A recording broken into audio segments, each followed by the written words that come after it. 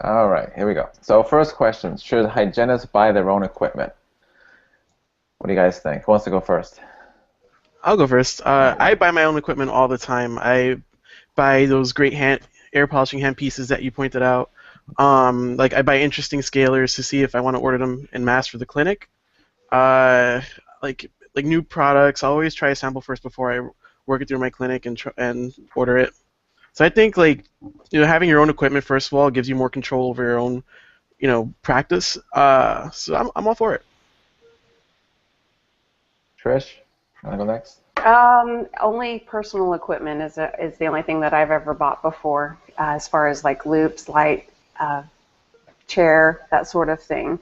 But I think it's situational as whether or not you should buy it as a hygienist. In other words, if you've got great equipment and you've got a dentist who doesn't mind you investing in the hygiene department, then that's one situation. If you're an out-of-work hygienist, though, and you're trying to maybe you never know where you're going to be either temping in, what kind of equipment they're going to have, or you want to set yourself apart from other hygienists, maybe it is better to have an armamentarium of your own equipment that shows, hey, I'm really serious about being a hygienist.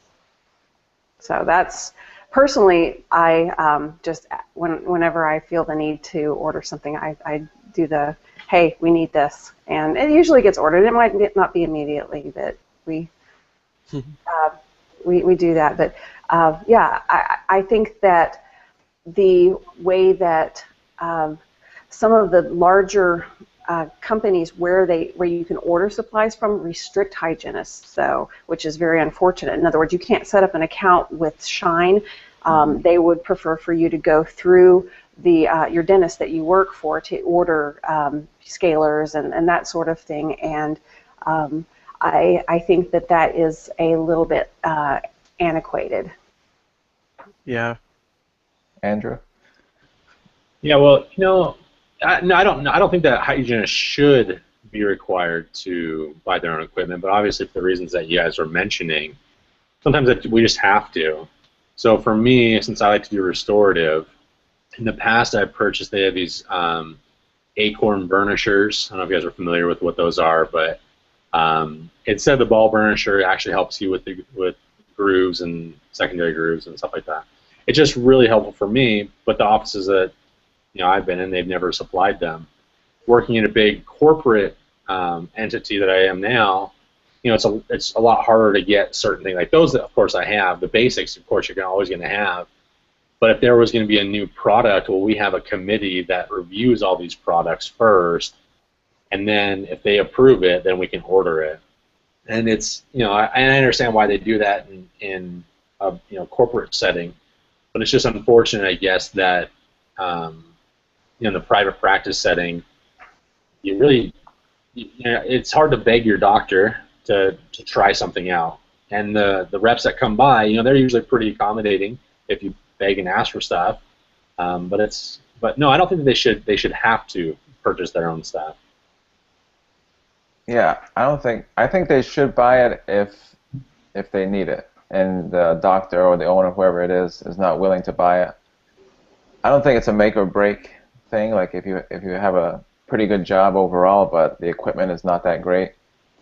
I blogged about this before, and if you work full time and you basically take maybe $2 an hour off your pay, that's going to give you about $4 grand a year to buy stuff, and that's quite a bit. So I asked hygienists a lot, like if you rather have or get paid say like $35 an hour with very good equipment, like everything you want, or you get paid $30, $38 an hour and work with crap instruments. I mean, the vast majority say I'd rather make 35 and have a nice day, So it's really $3, out of your pay if you really have to. Obviously, if the doctor's willing to buy everything for you, that's great, But I think in most cases, the office is not going to buy exactly what you want. So you're really just going to supplement what you really want. So it's not a huge purchase, I don't think. And I've had my battles over the years, or I guess battles, you say. Doctors not willing to buy stuff, and we all know having old scalers and worn out tips is just makes your day really crappy, basically. So I don't think hygienists should have to buy anything, but in reality, I think as a personal thing, they should to make their day much better. But Do you find that happens quite a bit? I do. Yeah, Outside. all the places I've temped, like when I first started off, I worked part-time for a one doctor practice, and I also temped for like 6 months. So I saw like a big range, of different practices. And the place that I worked at part-time, she wasn't willing to really buy stuff, and the whole time I was there, I really like talked to her a lot. The other two hygienists kind of gave up on it, and then I left there in 6 months, after 6 months, and I gave her a 6-week notice, and I actually found a replacement for her. And but I talked to her all the time, and she finally said, "Okay, put a list together." I put a list together, and like 2 weeks before I left, she bought all new instruments. But it was a battle. So like yeah, like so that range of places that I experience is like places that are really really great and places that are just horrible.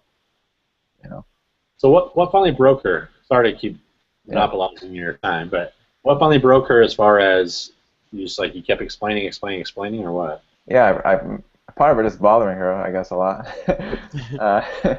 But I also like kept explaining because she had a Pro Select piezo scaler. They're pretty expensive, and they have like a one universal tip, which is pretty good scaler, good tip. But we only had three tips for three hygienists. So I used to tell her, I said, look, I had my own instruments from school too that I brought in. So I was like, I have to like kind of like time myself. Say I know I have SRP coming up or a period maintenance patient that's gonna be difficult.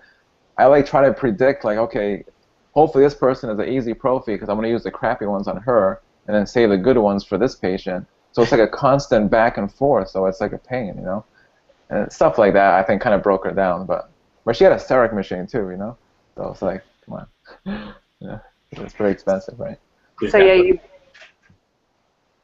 you brought up something about having to work with, well, you didn't say directly, but with other hygienists that are using equipment, and maybe you have like some hygienists that prefer some equipment, or that maybe don't sharpen the same way you do, and you maybe not wanting to even share your equipment. Not saying that that doesn't happen in our office because we're pretty good about doing that, but some hygienists do complain that, well, I want to keep my things separate, and there's a certain way that they need to be sterilized, especially some of the more advanced scalers that they have these days with the coatings on them that they have.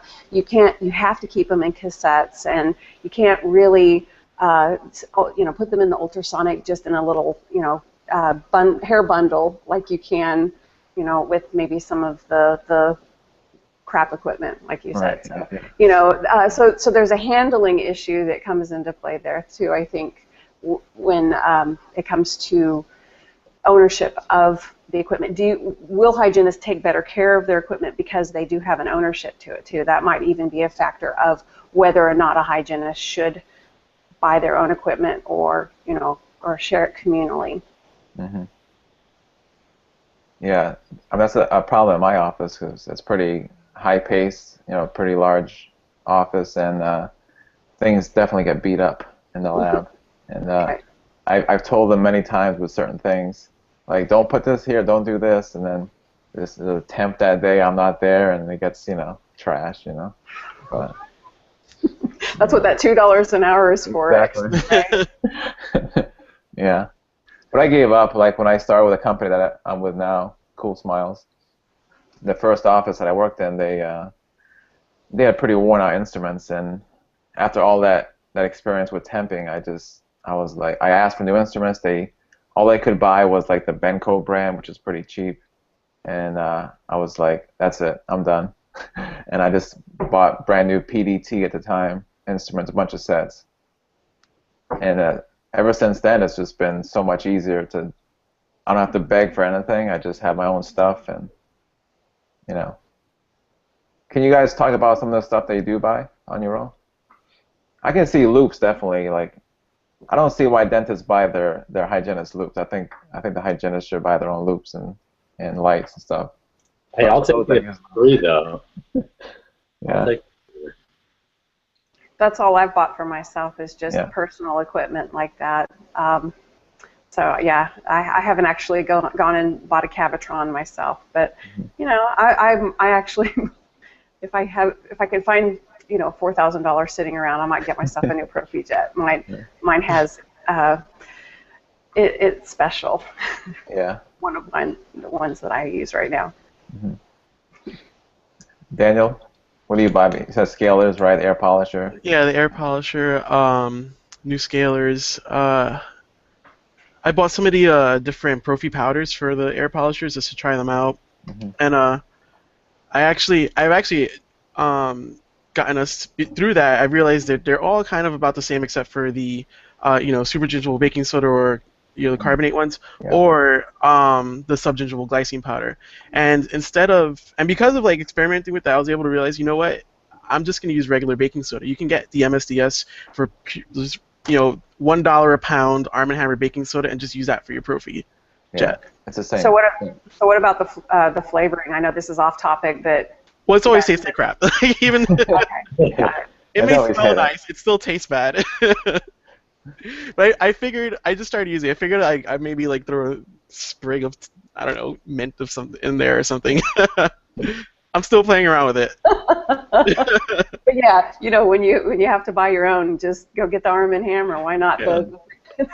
Little bag of potpourri, I can just drop it in there. Little aromatherapy. Just put it under their nose, right? Yeah. So Vicks. I used the calcium carbonate for a while, the Air and Go brand. It's pretty expensive though, and it's no taste supposedly. But I still have patients go, "What is that?" I'm like, "What's chalk, basically?" Yeah. Yeah. So, I switched back to the sodium bicarbonate. I just got I use Parkel brand, mint, whatever. It's good enough. It works well. It's a decent price. So Andrew, what do you buy? You mentioned a couple of things already, but any hygiene stuff? No. Well, when I went to my first clinic, it was a brand new clinic and it was pretty stocked with everything I needed. I've been pretty fortunate, actually. Just the restorative instruments, I've done a couple of those. As far as products, I've never really had to purchase, any of my own sealant materials or anything like that. And which is, I was kind of surprised by the question a little bit, just the prevalence of it. Apparently, I don't know if it's like an East Coast, West Coast thing, or if it's a, maybe Washington is just way different. Or I've just been very fortunate working for the companies I've chosen to work for. But hopefully I'll never have to run into that problem. Yeah, I think it's a wide range out there of employers willing to buy and not buy. And I think some of it too is to stick up for the doctor just for a second. I think sometimes hygienists maybe just they see something flashy and new and they want it, and they may end up buying something for the hygienist and they don't use it. They're like, oh, you don't use that air polisher anymore or whatever it is, It's like it costs $2,000, That's a conversation in itself. What should a dentist, pay for as far as a hygienist? It's a lot of interesting avenues there. As far as what do you mean? Then like product line? CE, things like that. A lot of people ask, should my dentist pay for my license renewal? Things like that. Yeah.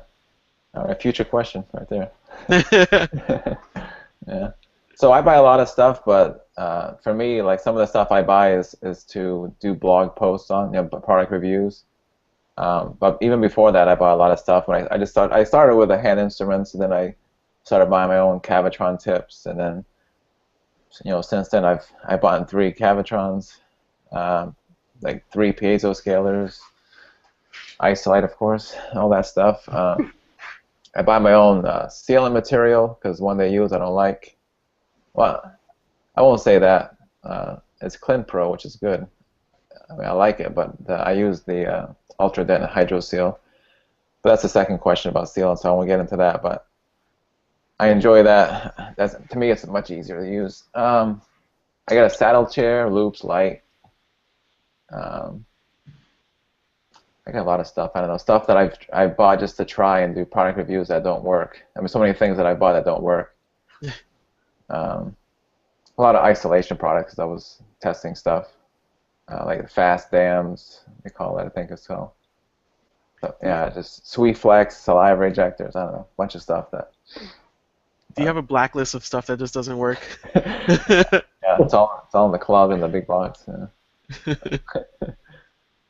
Uh, all right. So any more thoughts on that? I think we kind of agree in general that hygienists shouldn't be forced to buy stuff, but if kind of lacks, if you need something and it's going to make your day much better, I say go for it. You know, I'll spend like $1,000 a year. It's not asking too much, I guess. All right. So you guys ready for the second question? Yep. All right. So how do you guys place sealants? What's your protocol? How often you do it, and then we'll kind of get into if you think sealants are effective, because that's a big debate too. So you go ahead, Andrew. I see you smiling.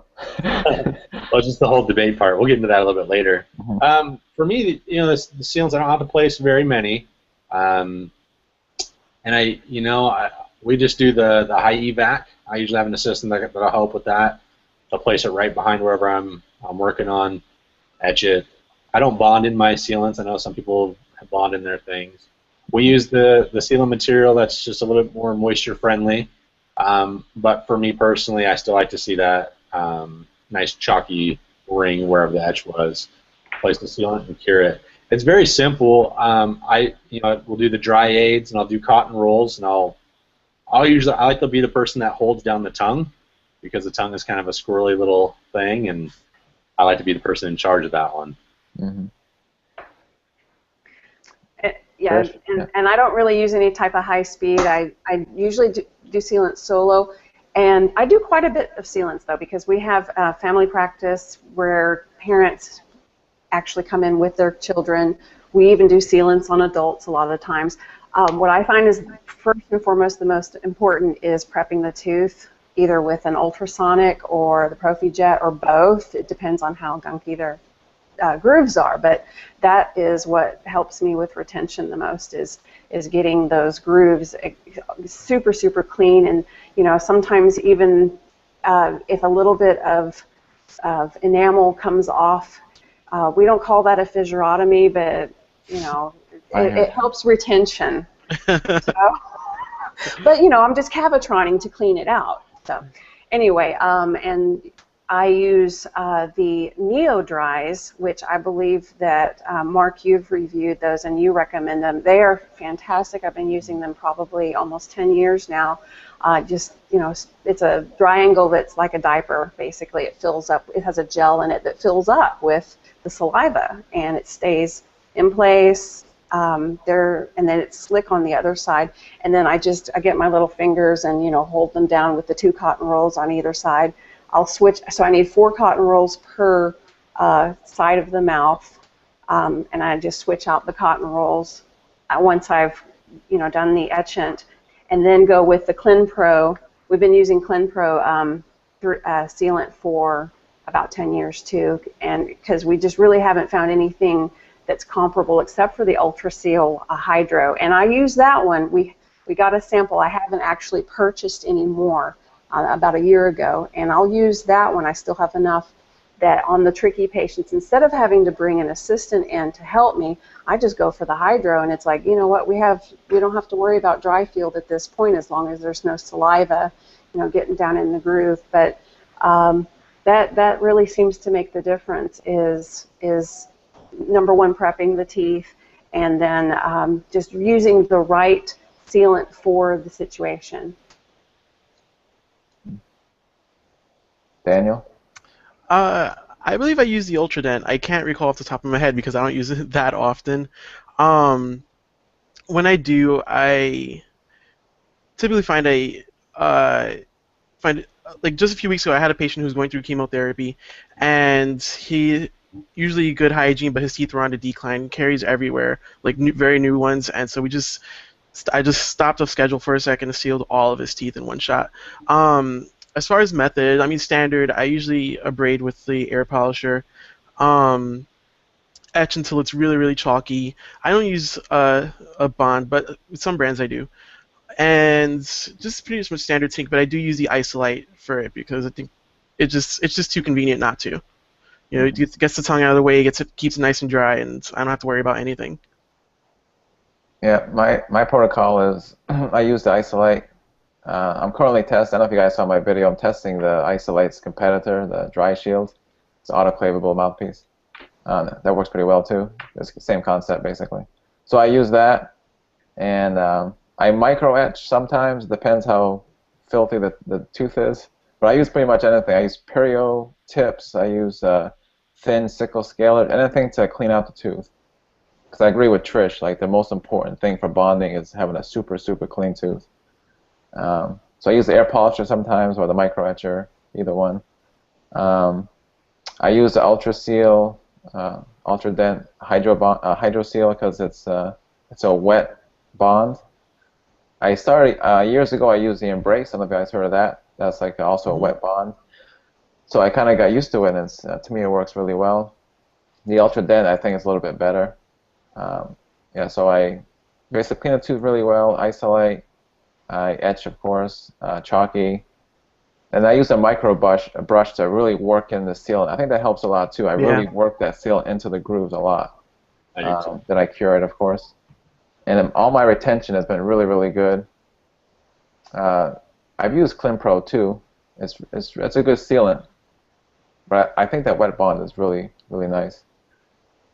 The Clinpro is nice too in a way because it's an unfilled resin, so it's very thin. So it's kind of watery, so you can get it really into the grooves really well, and it's gonna like just wear down naturally. So you don't really have to adjust the bite on those. Whereas the Ultra Dent, I mean, I put it on really, really thin anyway, so I don't really worry about the bite. But I know some people put it on too thick sometimes, and it has an effect on the bite. But that Clinpro, because it's unfilled, it'll just naturally wear down to the natural occlusion over time, and you'll have like the seal inside the grooves. Yeah, so that's my method, and it definitely works. And like I said, the retention has been really good, especially with the Ultra Dent sealant. So I definitely recommend it. If you guys haven't tried it. Yeah. We just had sort of a wake-up call at my job. I always thought it was kind of an old wives' tale to see decay under sealants. I just never seen it clinically until just last month. One of the dentists I worked with had a sealant placed by another dentist, her private dentist, and about 4 months ago, and 4 months later she had a huge occlusal caries under it, and I explored it myself, and there was a chip at the sealant towards the distal it was on 2. And first cavity of her life, it wrecked her life. But it was like, wow, that really cemented it. This actually can happen, and that placement is so critical. Yeah, I think the debate is more on placing it well or not placing it at all. Yeah. Because we have, hygienists can place sealants now in the public health settings, have their own business here in this state. So I see a lot of sealants come through. Like we see the patients for their 6-month recall. They might have seen a hygienist or somewhere else, and they got sealants in a school program or whatever. And I hate to say it, but I would say at least 80% are just awful. Like they're not placed well at all. Some of the sealant's not present. It's really thick. It's got a really poor margin, like leaky. So I think the controversy. Oh, there goes Andrew. He'll come back. So I think that's most areas. Lost you for a second, Andrew. Sorry. All right. So I think it's mostly about placing it well. I do agree. If you don't place it well, don't place it at all because you're going to create that trap. So you guys think? I've done public health sealants before, and looking back on it, what we were doing is that was the first time I ever used Bond because it was kind of my Hail Mary pass of, well, I don't have my other equipment to really make sure that this tooth is clean underneath, and I sure hope nobody finds sealants bombs in 2 years under these guys.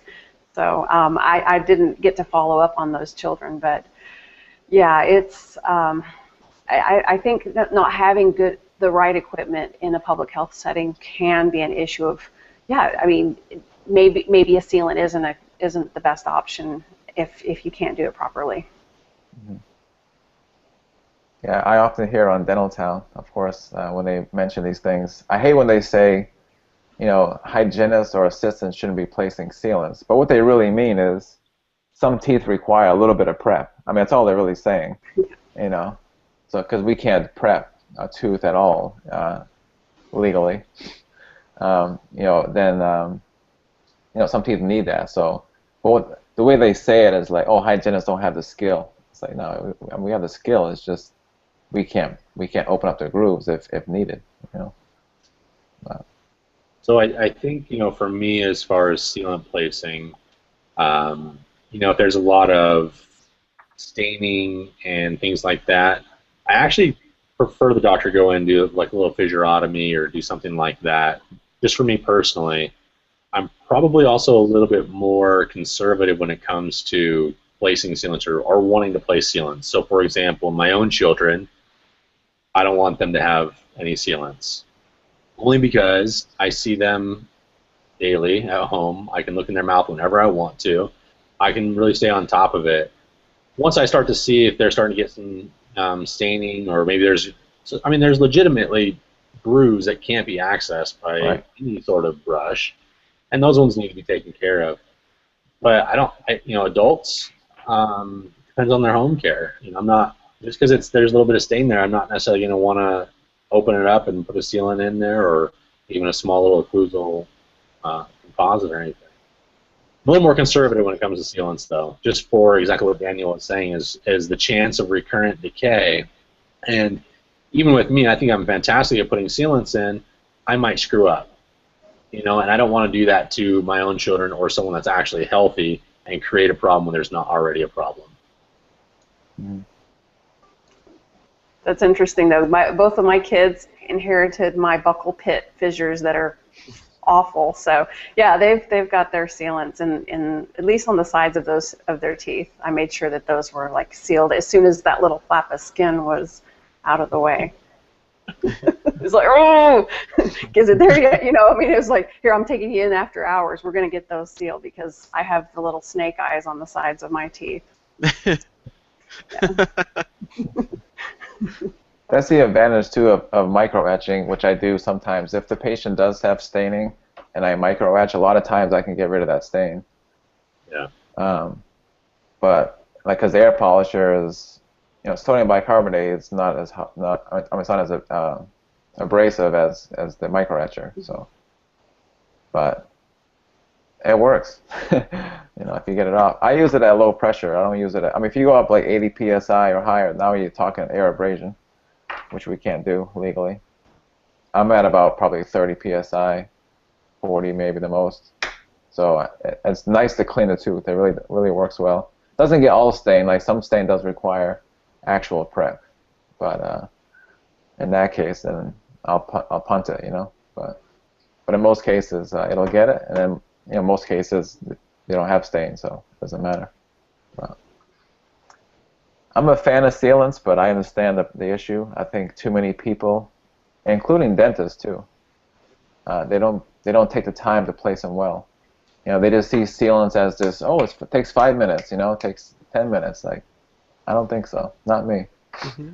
Yeah, it takes me some time to do it. But I see a lot of kids, so I do a lot of sealants. So a lot of kids move around a lot. After a while, they get used to stuffing the isolate in their mouth.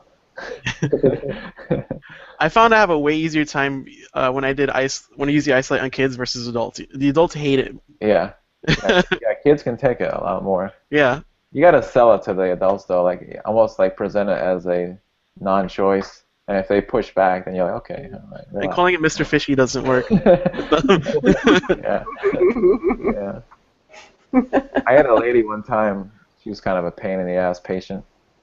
I used to use the isolate all the time when I use the Cavitron on every patient. But now if there's like say I have an easy prophy, I don't bust out the isolate. But before I used to use it on like 90% of the patients with a Cavitron. So this lady came in. She was a pain in the ass lady. Typical, you can picture her. And I pull out my isolate. I'm explaining what it is. She goes, "Oh hell no," And I was having like a bad day already. I was like busy and it was crazy, and I was like, all right, because people like that, I just go. I mean, she's been a bad patient ever since. Like she's just not, but she likes me. That's the problem. She loves me. Oh, that's my hygienist. That's my guy. And I'll think in my head, I don't like you at all. But yeah, so she was like, hell no. So I was like, I had a bad day. I was like, okay, so she saw my face, and I was in my head. I'm thinking, okay, it's gonna be a crappy prophy today. Because like the more they're a pain in the ass, the more I'm not gonna kill myself to give you a perfect prophy if you're gonna be like that, you know. But she saw my face, and she's like, "Oh man," and she goes, "You gonna hurt me now?" I'm like, "No, no, I'm not gonna hurt you. Relax." Anyways, yeah. So that's it takes a little practice to present it to the adults, especially. And Daniel's correct there, because the kids tend to take it a lot easier than the adults. It seems like.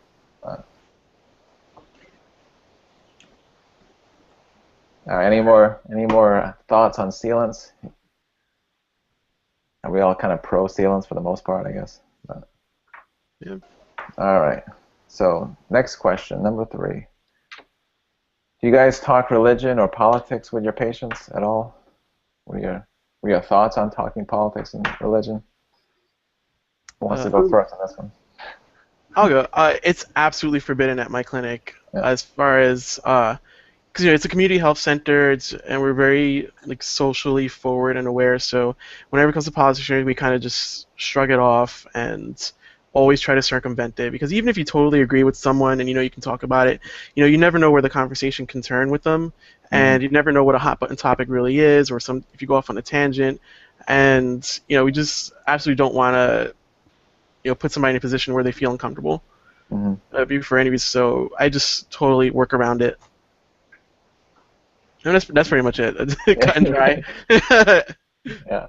Well, you can't help it when patients bring it up sometimes, but there's a way to, mitigate it a little bit and just say, hey, you know what? No matter what, the most important thing is that I don't offend you, and that we have a professional relationship. But I have patients that want me to pray with them sometimes, and because we're here in the South, and everybody in our office is accepting of that viewpoint, and so if that comes up, I don't find anything wrong with wanting to say a prayer with somebody, but it is usually from them initiating it and being part of that. On the other hand, I do or have been known to be playing some Christian music in the operatory. So, and when I've actually had some people tell me that, turn that down, I don't want to hear it. And absolutely, it goes off because it is not worth my relationship with that patient to offend them in any way. So now I keep it down so low that nobody knows what is being said on the radio. But that is oftentimes it's my personal choice to listen to that. But again, I do want to respect everybody's opinions and beliefs. And personally, I'm very ecumenical about religion. So, you can't offend me. So I just don't hope I don't ever offend anybody else. But yeah, as far as talking and going in a direction and agreeing with somebody who is trying to bait me into a conversation about politics, then yeah. And even I think probably the biggest discussion that comes up is healthcare, when people are trying to tell me how much they hate insurance and Obamacare and all of that sort of thing. And the reality is, we try to steer it back to them personally and saying, well, what is it that you're trying to tell me? Are you saying you need insurance and you don't have it? And then if it gets even that far, to have the conversation go more towards, well, what are you expecting from us to help make your situation better, but steering clear of anything political at that point. But yeah, it comes up. You can't help it. Andrew? Well, it's hard in my... Okay, well, first of all, let me say, the corporation I work for, of course, it's absolutely forbidden. You don't do it. It's just, you just don't. And you shouldn't do it in private practice either for the reasons why you guys already mentioned. However, in the community that I live in, they're very much, I very conservative, I guess, a very conservative kind of an older generation, and it's kind of hard sometimes because that's pretty much all they want to talk about is, they've been watching their Fox News for about 4 hours before their appointment, and they want to tell me what's been going on since then, because I'm not enlightened enough. So, it's very hard, and I don't want to say it's my crusade or my job to kind of set them straight. I'm not saying that they're wrong or right or anything like that, but I think that there are a lot of issues that they don't quite understand the same way I understand it based on my life experience, and they understand it based on their life experience, and that's fine. And as politically neutral as I can, for example, I had a patient come in last week, and I was telling him about, I travel a lot, and he said, oh, I would never go anywhere else in the world but the United States because everyone else is just having so many problems with so much conflict and all the wars and the greed and corruption of all other countries. And I mentioned to him that I went to Guatemala recently. He's like, oh, that place is just, it's going to hell in a handbasket and things like that. And I asked him, I said, oh, well, have you ever been there? He said, no, I haven't. And I was like, well, it's not like that when I'm there. Oh, well, you don't need to tell me what you know and blah, blah, blah. So it's just, I try and do my very best about being very neutral, but also I want to kind of take the extreme from both sides and bring everyone back to the middle in a non-preachy kind of way, if that can make any sense. At the same time, since I do travel a lot, I do the dental relief trips at least twice a year. It comes up, and they say, well, what church do you do it with? And I explain to them that, while I'm very, I go to church every Sunday, I'm that kind of guy, I don't go with the church group because of, sometimes there's a group that goes, and I'm not going to say the name because I don't want to offend them, and they're not, I'm sure they're great people, but they go to Belize, and they go to a certain, island off the coast of Belize, and at the end of their trip, from what I've read and what people have told me, they buy all the beans off of that particular island, and then they redistribute them to some of the people that go to their church and things like that. And that sounds like a fantastic thing, isn't it? I mean, that sounds very nice. The problem, though, is if you're not a religious person, or if you're not part of their circle, you're not part of their group, and you want to go buy beans that day, you're not going to find any. And so there are a lot of other repercussions that can happen when very well-meaning, well-intentioned people do things that they don't consider all like the possibilities.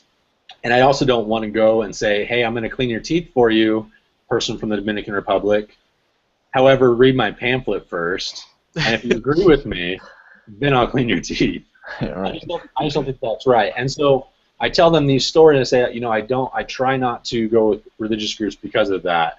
But it always comes up whenever I talk about my dental trips, or everyone calls them a mission trip just because but mission is kind of synonymous with religion. Mm-hmm. So I enjoy talking politics and religion a lot, but I do try to avoid it in the office for the main reason why, because I don't have time for small talk. So I just try to keep things moving along. So that's the main reason. But if somebody brings something up, because we can't avoid it sometimes, like Trish mentioned. If I agree with them, then I'll talk. If I disagree with them, I just go So because I won't debate them, obviously, patient, that's not right. But I had a guy it was actually like 6 months ago maybe. He was an older guy. He's very progressive, liberal guy. I'm not, and he was just going off about healthcare system or something. I forgot what it was, and I was just doing that. Yeah, But he was like going off, like I was agreeing with him, but I was like, I don't agree with what you're saying. But I didn't say it, So I don't get into it with patients. Only if I kind of know them, maybe after a while, and I kind of know their view and their personality, then I'll maybe talk more. But other than that, I try to avoid it, even though I really want to talk about it. But not at work though. So there is one realm of politics that I have no problem getting into at work. Yeah. And this just happened last week. I had a patient, and right away I knew something, like it was going to be one of those appointments. And he asked me, what do you think about fluoride? Oh, no. Yeah. And I was like, oh God. And I was like, well, he asked me, what do you think? Do you think people need fluoride? I'm like, well, yeah, some people need fluoride to, prevent cavities because, blah, blah, blah, they're dying. And I started going into that.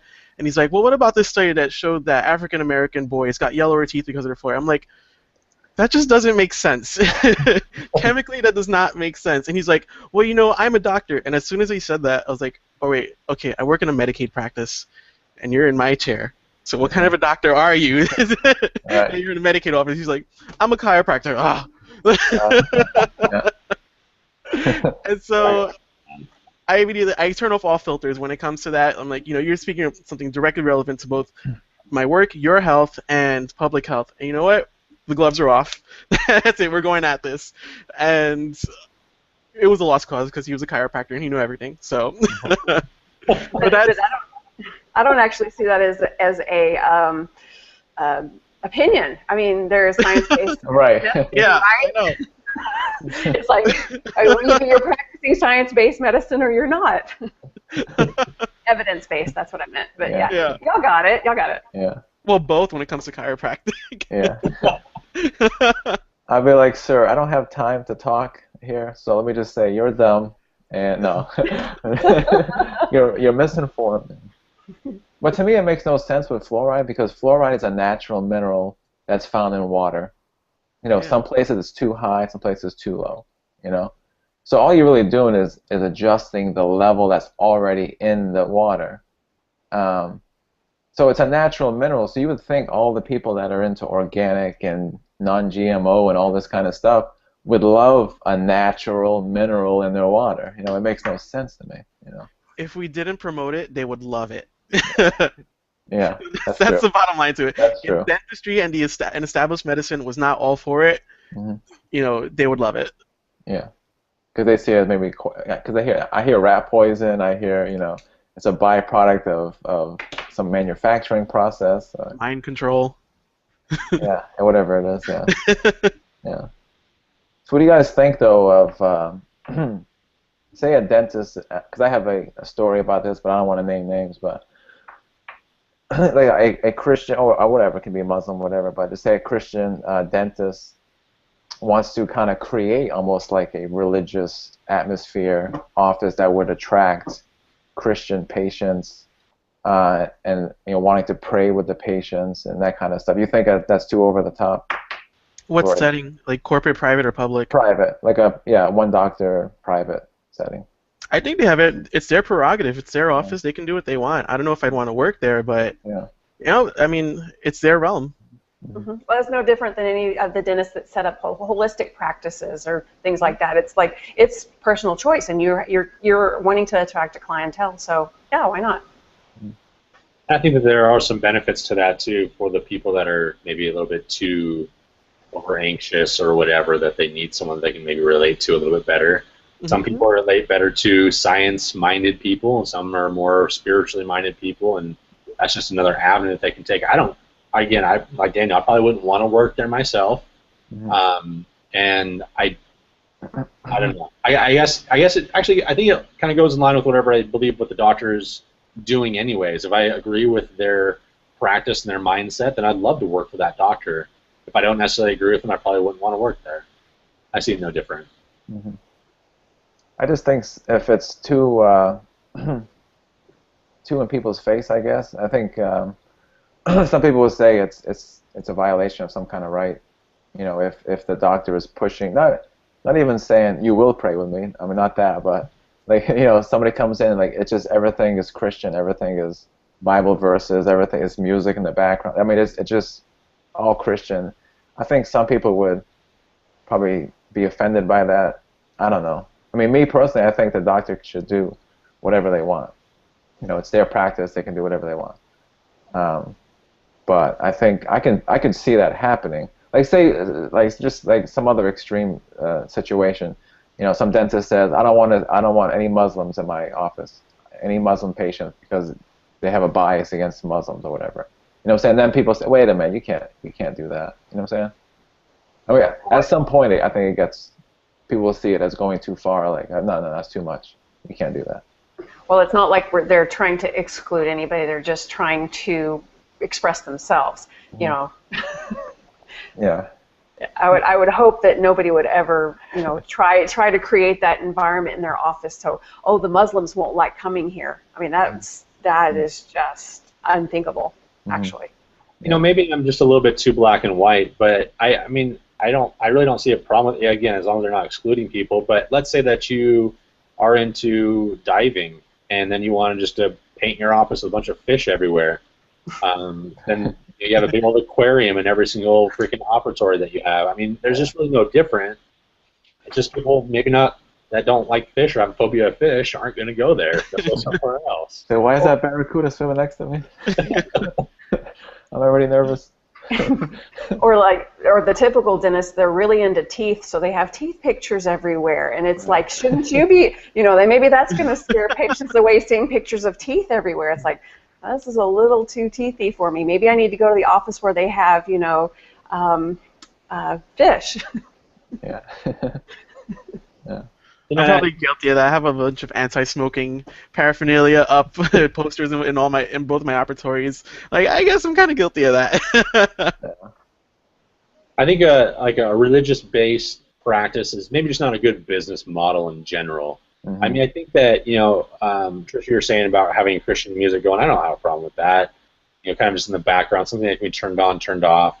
I'm okay also with maybe some Bible verses kind of just around, or the Quran or whatever, just kind of around, as long as it's promoting well-being and things like that. I'm okay with that. Mm-hmm. It's not over the top. Don't be over the top. Yeah. Yeah, my personal view is if it's a public, property, a school or courthouse or community center or whatever that's publicly owned, obviously it's a whole different world. I mean, you can't do stuff like that. But I think if the doctor, is the owner of the practice, I mean, I have pretty extreme political views. I think people should do whatever they want. I mean, they can be racist, whatever they want to do. That's their thing. But to me, in a free country, but it's for a private sector, I think they can do whatever they want. But in the public sector, yeah, obviously you can't do stuff like that. They don't really, in my office, they don't really talk about that because it's not really an issue as far as talking politics or religion with patients. I think it's just a natural inclination of us hygienists and dentists to not go there. It seems like in general. So I don't think it's an issue in many places. But the story I just heard about the dentist that wants to pray with his patients, as long as he's not pushing the prayer, I guess, on non-Christians or Muslims or whatever. So no, you're going to pray. We're going to sedate you and you're going to pray, okay? All right, here we go.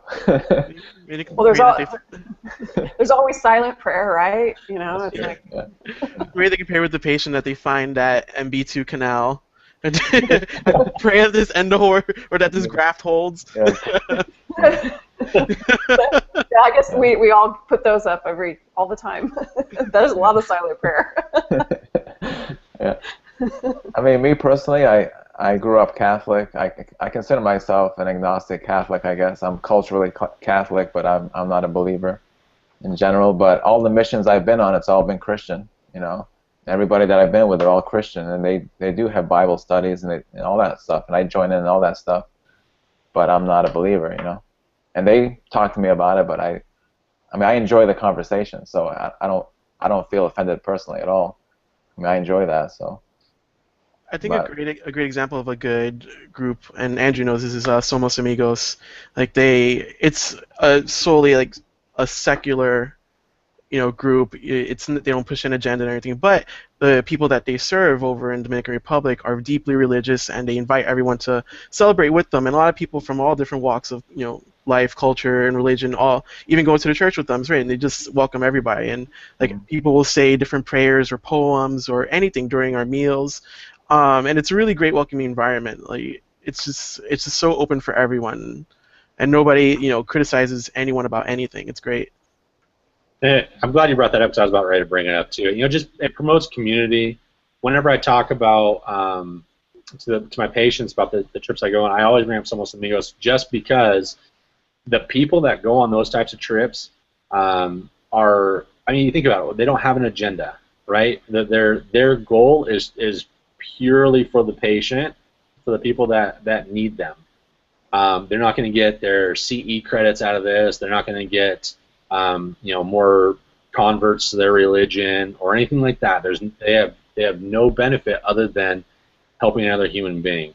And I think that's fantastic. That's one of the reasons why I'm going to continue to go with them and promote the crap out of them. Is because they're so fantastic. Yeah. And I don't feel like I'm a Christian. Again, I'm a pretty strong believer, and I'll talk about Christianity with anybody who wants to talk with me about it. But in those types of situations, I like the different walks of life that come through there. And again, we had some different poems, and some were some Bible verses, Old Testament, New Testament, whatever. And I liked it all. It was all great. Yeah, and to me, the best way to get converts, even if it's not your direct goal, is to just set an example, and not just be, live the Christian life and walk the walk, and not really, talk about it if people ask. But, I mean, that's the way I felt on those missions. Like people, they didn't really pressure anybody, and we had prayers at breakfast and all that, but didn't bother me at all. I enjoyed it, actually. Yeah. All right. Any more thoughts about religion or politics? We got a lot of thoughts about it, but Go ahead. Go ahead. No, we're good. We're good for. I think once we go on any mission together, and we'll get into it, Andrew. We'll get into the politics and all that if you want, into religion and stuff. I enjoy it. I mean, I've done like a lot of Bible studies, and I used to have time to get into it, but I don't really have much time. I enjoy it. Like, I have my Catholic study guide, a Bible over there, So, yeah. But, all right, so let me stop it there. Hold on.